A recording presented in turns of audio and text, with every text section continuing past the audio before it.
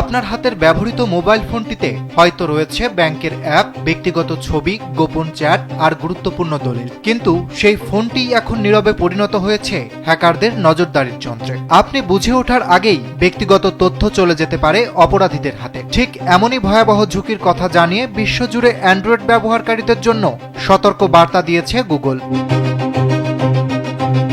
সম্প্রতি প্রকাশিত এক প্রতিবেদনে সংস্থাটি জানিয়েছে, সারা বিশ্বের প্রায় 40% অ্যান্ড্রয়েড স্মার্টফোন এখন মারাত্মক নিরাপত্তা ঝুঁকিতে রয়েছে। এসব ডিভাইসে এমন সফটওয়্যার সংরক্ষণ ব্যবহৃত হচ্ছে যেগুলোর জন্য আর নিয়মিত নিরাপত্তা আপডেট সরবরাহ করা হয় না।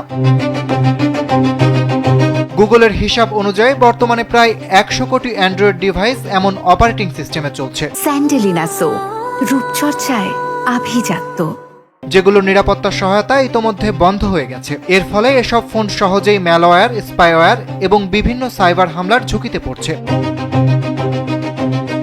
সংস্থাটি জানিয়েছে, গত বছর থেকেই অ্যান্ড্রয়েড 12 এবং এর আগের সব সংস্করণের জন্য নিরাপত্তা আপডেট আনুষ্ঠানিকভাবে বন্ধ করে দেওয়া হয়েছে। তবে বাস্তবে দেখা যাচ্ছে, এখনও সক্রিয় অ্যান্ড্রয়েড ডিভাইসের মাত্র 58% ব্যবহারকারী অ্যান্ড্রয়েড 13 বা তার পরবর্তী সংস্করণে আপডেট করেছেন।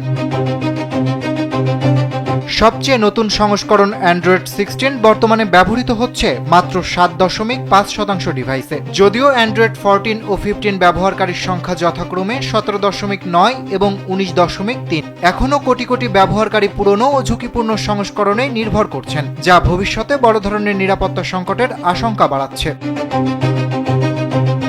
নিরাপত্তা বিশেষজ্ঞরা সতর্ক করে জানিয়েছেন, পুরনো ও আপডেটহীন অ্যান্ড্রয়েড ফোন এখন সাইবার অপরাধীদের জন্য সহজ লক্ষ্যবস্তুতে পরিণত হয়েছে। অফিসিয়াল সিকিউরিটি পাস না থাকায় ব্যবহারকারীর অজান্তেই হ্যাকাররা ফোনে আড়ি পাততে পারে। এতে ব্যাংকিং তথ্য, ব্যক্তিগত বার্তা, এমনকি আর্থিক লেনদেন সংক্রান্ত তথ্য হাতিয়ে নেওয়ার ঝুঁকি বাড়ছে।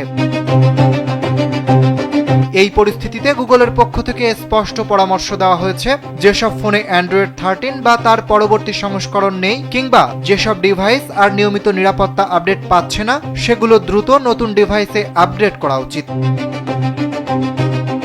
অরিত্র বাসু, কালবেলা।